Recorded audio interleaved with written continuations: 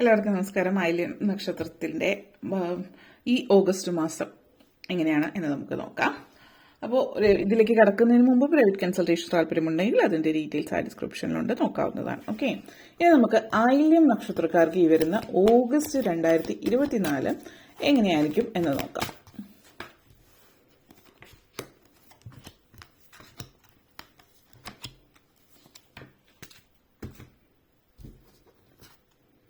Concentration, energetic movement, revelation, splendor, reflection,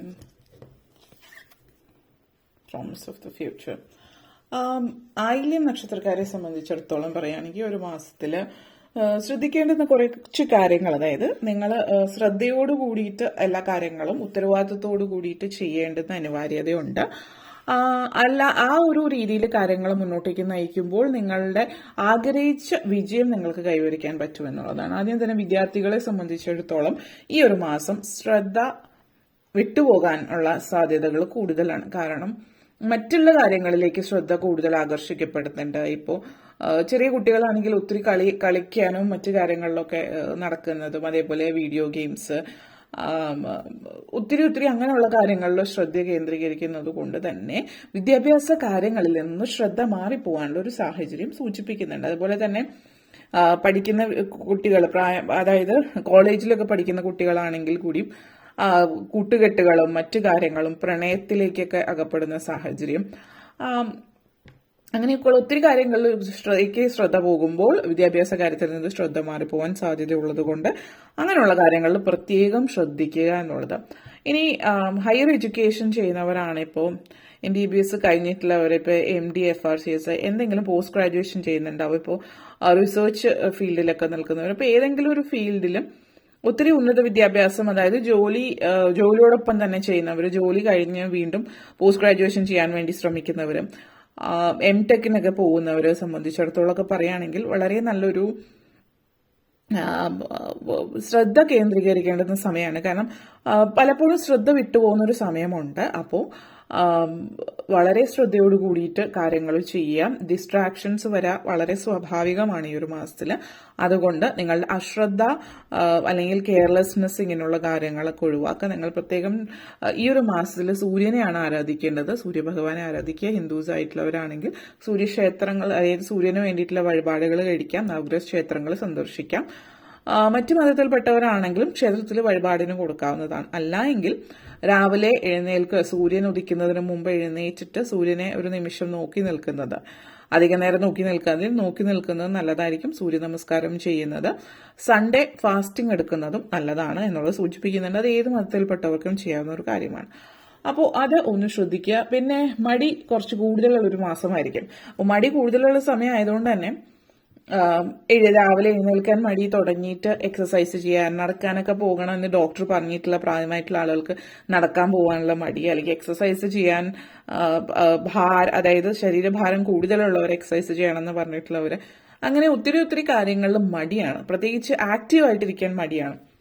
അപ്പോൾ ആ ഒരു മടി ഭയങ്കരമായിട്ട് കൂടുതലുള്ള സമയം ആയതുകൊണ്ട് നിങ്ങൾ തന്നെ ഫോഴ്സ് ചെയ്തിട്ട് എനർജറ്റിക് ആയിട്ടിരിക്കാൻ ശ്രദ്ധിക്കുക. ഒരു ദിവസം പോലും ഒഴിവാക്കുക, അതായത് ഇന്ന് തൽക്കാലത്തേക്ക് മാറ്റാം എന്ന് വെച്ച് ഒഴിവാക്കാതിരിക്കുക. അങ്ങനെ ഒഴിവാക്കും തോറും മടി കൂടുകയാണ് ചെയ്യുന്നത്. അപ്പൊ എനർജറ്റിക് ആയിട്ടുള്ളത് എന്ന് പറയുമ്പോൾ നിങ്ങൾക്ക് ഇപ്പൊ ചില ആളുകൾക്ക് ജിമ്മിൽ പോകാൻ താല്പര്യമുണ്ടാവും, മറ്റു ചിലർക്ക് ജിമ്മ് ശരിയാവുന്നുണ്ടാവില്ല. അവര് യോഗയോ സൂര്യ നമസ്കാരം പോലുള്ള കാര്യങ്ങളൊക്കെ ചെയ്യാം, പ്രാണായാമം ചെയ്യാവുന്നതാണ്. അല്ലെങ്കിൽ കുറച്ച് ആക്റ്റീവായിട്ട് നിങ്ങൾക്ക് ഇഷ്ടമുള്ള എന്താണ്, ഇപ്പോൾ ജിമ്മിൽ പോകാൻ ഇഷ്ടമില്ലാത്തവർ, ഇപ്പോൾ സ്പോർട്സ് ഇഷ്ടമാണ്, ക്രിക്കറ്റോ ബാഡ്മിന്റൺ അതുപോലുള്ള കാര്യങ്ങളൊക്കെ ചെയ്യാം. ഡാൻസ് ചെയ്യാം. നിങ്ങൾക്ക് ഡാൻസ് ഇഷ്ടമാണെങ്കിൽ അതിന് പ്രത്യേകിച്ച് ഇന്ന രീതിയിൽ ഡാൻസ് പഠിച്ചവരായിരിക്കണം. നിങ്ങൾക്ക് ഇഷ്ടമുള്ള രീതിയിൽ നിങ്ങൾ മാത്രമാണ് കാണുന്നത്, ആ ഒരു രീതിയിൽ ആക്റ്റീവ് ആകുക, ശരീരം അനക്കുക എന്നുള്ളതാണ് സൂചിപ്പിക്കുന്നത്.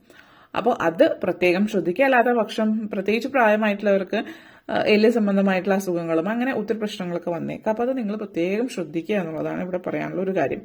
ആക്റ്റീവ് ആയിരിക്കേണ്ടത് അനിവാര്യതയുണ്ട്, മടി കൂടുതലുള്ള സമയമായതുകൊണ്ട്. ഓക്കെ, അപ്പൊ അതൊന്ന് ശ്രദ്ധിക്കുക. അതേപോലെ തന്നെ റിവിലേഷനാണ് ഇവിടെ. പ്രണയ സാക്ഷാത്കാരം ചില ആളുകളിൽ സൂചിപ്പിക്കുന്നുണ്ട്. വിവാഹം, പ്രണയം ഇത്യാദി കാര്യങ്ങളൊക്കെ സംഭവിക്കുന്ന ഒരു സമയമാണ് ഈ ഒരു സമയത്തെന്ന് പറയാൻ. അതേപോലെ തന്നെ നിങ്ങളിൽ ചില ആളുകളെ സംബന്ധിച്ചിടത്തോളം വളരെയധികം വലിയ മാറ്റം നിങ്ങളുടെ ജീവിതത്തിൽ സംഭവിക്കുന്ന ഒരു മാസമാണ് ഇതെന്നുള്ളത് സൂചിപ്പിക്കുന്നുണ്ട്. അപ്പോൾ പുതിയൊരു പെർസ്പെക്റ്റീവ്, പുതിയൊരു കാഴ്ചപ്പാടോട് കൂടിയിട്ട് ലോകത്തെ നോക്കി കാണുക. നിങ്ങളുടെ ഗോൾ എന്താണ് നിങ്ങൾ മനസ്സിലാക്കുമ്പോൾ, നിങ്ങളുടെ ജീവിതം എന്താണ് മനസ്സിലാക്കുമ്പോൾ, ഒരു ഫോൾസ്, അതായത് തെറ്റായിട്ടുള്ള ഒരു ചിന്താഗതിയോട് കൂടിയിട്ടായിരിക്കും നിങ്ങൾ ഇതുവരെ ജീവിതം ജീവിച്ച് തീർത്തത്. അപ്പൊ അതൊന്നും അല്ല ജീവിതം, ഇങ്ങനെയല്ല മുന്നോട്ടേക്ക് പോകേണ്ടത് എന്നുള്ളൊരു കാര്യത്തിൽ മാറ്റം വരുന്നുണ്ട്. ചില ആളുകളെ സംബന്ധിച്ച് ഇപ്പോൾ പ്രായമായിട്ടുള്ള ചില വ്യക്തികൾ, അവരുടെ ചിന്തകൾ വ്യത്യസ്തമായിരിക്കും. ഇങ്ങനെയൊക്കെയാണ് നമ്മൾ ജീവിക്കേണ്ടത് എന്നുള്ളത്. കാലത്തിനനുസരിച്ചിട്ട് അവരുടെ ജീവിതത്തിലും ചിന്തകളിലും ഒക്കെ ഒരു മാറ്റങ്ങൾ വരുത്താനായിട്ട് മനഃപൂർവ്വമുള്ളൊരു ശ്രമം നടത്തുന്നതായിട്ട് സൂചിപ്പിക്കുന്നുണ്ട്. ഇപ്പോൾ നിങ്ങളുടെ ഫാമിലിയിൽ തന്നെ ഉള്ള ആളുകളാണ് എങ്കിൽ അവരുടെ ലോകത്തിൽ, അവരുടെ ചുറ്റുപാടുമുള്ള സാഹചര്യങ്ങളിലും ഒക്കെ മാറ്റങ്ങൾ വരുത്താൻ ശ്രമിക്കുന്നുണ്ട്. അപ്പൊ ആ ഒരു മാറ്റം അവർക്ക് എളുപ്പമുള്ള കാര്യമായിരിക്കില്ല. അപ്പൊ നിങ്ങൾ ആ മാറ്റങ്ങളിൽ അവരെ കൂടെ നിർത്തുക, അവർ മാറാൻ ശ്രമിക്കുന്നത് നിങ്ങൾക്ക് വേണ്ടിയിട്ടാണ് എന്ന് മനസ്സിലാക്കി കൂടെ നിർത്തുക. പ്രായമായിട്ടുള്ള ചില ആളുകൾ ആ ഒരു മാറ്റം അവർ ശ്രമിക്കുന്നുണ്ടെങ്കിൽ നിങ്ങളുടെ ഭാഗത്തു നിന്ന് അവരെ സപ്പോർട്ട് ചെയ്യുക എന്നുള്ളതാണ് പറയാനുള്ളത്. പിന്നെ ഇവിടെ എടുത്ത് പറയാനുള്ള കാര്യം, ജോലി സംബന്ധമായിട്ട് ജോലിയിൽ വലിയ അമിത ഭാരമൊന്നും ഉണ്ടാവില്ല. ജോലി കാര്യമായിട്ട് നിങ്ങൾ ചില ആളുകൾക്ക് നിങ്ങൾക്ക് ചെയ്യേണ്ടത് ജോലി ചിലപ്പോൾ നിങ്ങളുടെ ബോസ് നിങ്ങൾക്കായിട്ട് തരുന്നില്ല എന്നുള്ളൊരു ഉദാഹരണം. അമിതമായിട്ട് ജോലി എന്നുള്ളതല്ല, നിങ്ങളെ മാറ്റി നിർത്തുക, അല്ലെങ്കിൽ നിങ്ങൾക്ക് ചിലപ്പോൾ ജോലി തരുന്നുണ്ടാവില്ല, നിങ്ങളെ മാറ്റി നിർത്തുക, നിങ്ങളെ കൊണ്ട് അത് ഒന്നും ചെയ്യിക്കുന്ന വളരെ പ്രധാനപ്പെട്ട ജോലികളൊക്കെ അവർക്ക് ഇഷ്ടമുള്ളവർക്ക് കൊടുക്കുന്നു. ഇങ്ങനെയൊക്കെ ഉള്ളൊരു സാഹചര്യം നിങ്ങളുടെ ജീവിതത്തിൽ വരുന്നതായിട്ട് കാണുന്നുണ്ട്. അപ്പോൾ ഇത് സൂചിപ്പിക്കുന്നതെന്ന് വെച്ച് കഴിഞ്ഞിട്ടുണ്ടെങ്കിൽ നിങ്ങളുടെ ആ ഒരു വ്യക്തി, ആ ഒരു ജോലിയിൽ നിങ്ങളുടെ ബോസോ മറ്റോ കുറച്ച് ടോക്സിക് ആയിരിക്കും, അല്ലെങ്കിൽ അവർക്ക് ഇഷ്ടമുള്ളവർക്ക് മാത്രം ഫേവറേറ്റിസം ഉണ്ടാവും. അപ്പൊ അങ്ങനെയൊക്കെയുള്ള ഒരു സാഹചര്യം ഉണ്ടെങ്കിൽ നിങ്ങൾ ആ ഒരു വ്യക്തി അവിടെ തന്നെ തുടരുകയാണ്. നിങ്ങൾ മറ്റൊരു ജോലി നോക്കുന്നതായിരിക്കും എളുപ്പം. പല രീതികളിൽ നിങ്ങൾ ഒത്തിരി ജോലിക്ക് ശ്രമിച്ചിട്ട് കിട്ടാതിരിക്കുന്നവർക്ക് ഇനിയും ശ്രമിക്കുക, അതിനൊരു ഹോപ്പുണ്ട്. നിങ്ങൾ ശ്രമിച്ചുകൊണ്ടേ ഇരിക്കുക, നല്ലൊരു ജോലി കിട്ടുമ്പോൾ ഇതൊന്ന് മാറുക. കാരണം ഈ ഒരു ജോലിയിൽ നിന്നതുകൊണ്ട് നിങ്ങൾക്ക് വലിയ പ്രയോജനം കാണിക്കുന്നില്ല എന്നുള്ളതാണ്. സ്പ്ലെൻഡർ ആണ്. നല്ല നല്ല അവസരങ്ങൾ മുന്നോട്ടേക്ക് പോകുന്തോറും വരുന്നുണ്ട്. ഈ വരുന്ന 2 മാസത്തിനുള്ളിൽ പുതിയ ജോലിക്കുള്ള ഒരു അവസരം നിങ്ങൾക്ക് ലഭിക്കുന്നുണ്ട്. അതിന് വേണ്ടിയിട്ടുള്ള ശ്രമങ്ങൾ, പ്ലാനിങ്, അതിൻ്റെ ഒരു സ്ട്രാറ്റജി ഒക്കെ നിങ്ങൾ ഇപ്പോൾ ചെയ്യുകയാണ്. അതായത് ഇപ്പോൾ ആപ്ലിക്കേഷൻ അയക്കുക, ഇന്റർവ്യൂസ് അറ്റൻഡ് ചെയ്യുക, ഇങ്ങനെയുള്ള കാര്യങ്ങളൊക്കെ ചെയ്യുമ്പോൾ വരുന്ന 2 മാസത്തിനുള്ളിൽ നിങ്ങൾ ആഗ്രഹിച്ച ഒരു ജോലി ലഭിക്കുന്ന ഒരു സാഹചര്യമാണ് ഇതിവിടെ സൂചിപ്പിക്കുന്നത്. അപ്പോൾ അത് നിങ്ങൾ മനസ്സിലാക്കിക്കൊണ്ടിട്ട് മുന്നോട്ടേക്ക് പോകാൻ, നിങ്ങൾ ആഗ്രഹിച്ച ലെവലിൽ മുന്നോട്ടേക്ക് പോകാനായിട്ട് നിങ്ങൾക്ക് പറ്റും.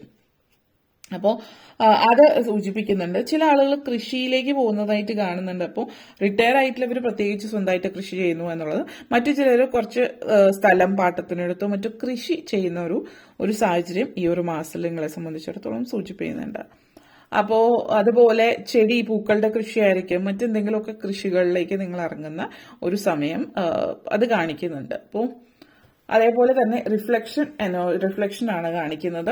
അപ്പോൾ ഇവിടെ പറയുകയാണെങ്കിൽ നിങ്ങളെ സംബന്ധിച്ചിടത്തോളം നമ്മളിപ്പോ പല കാര്യങ്ങളിലും നമ്മൾ എന്ന് പറയുന്ന വ്യക്തി, നമ്മുടെ വ്യക്തിത്വം മറന്നിട്ട് അതായത് നമ്മൾ എന്ന് പറയുന്ന ഒരു വ്യക്തി, നമ്മളുടെ ഒരു ചിന്തകളുണ്ട്, നമ്മൾ ചിന്തിക്കുന്ന രീതി ആയിക്കൊള്ളട്ടെ, എന്തും ആയിക്കൊള്ളട്ടെ, മറ്റുള്ളവരെ പ്രീതിപ്പെടുത്താൻ വേണ്ടിയിട്ട് നമ്മളുടേതായിട്ടുള്ള എല്ലാം പണയം വെച്ചിട്ട്, നമ്മളുടെ വ്യക്തിത്വം തുടങ്ങി എല്ലാം പണയം വെച്ചിട്ട്, അതായത് കൂട്ടുകൂടാൻ വേണ്ടി, അവർ നമ്മളോട് കൂടെ നിൽക്കാൻ വേണ്ടിയിട്ട് നമ്മുടേതായിട്ടുള്ള ഏറ്റവും അമൂല്യമായിട്ടുള്ള നമ്മളുടെ ആത്മാഭിമാനം പോലും പണയം വെച്ചിട്ട് അതിലേക്ക് ഇറങ്ങാതിരിക്കുക എന്നുള്ളത് എടുത്ത് പറയുന്നു.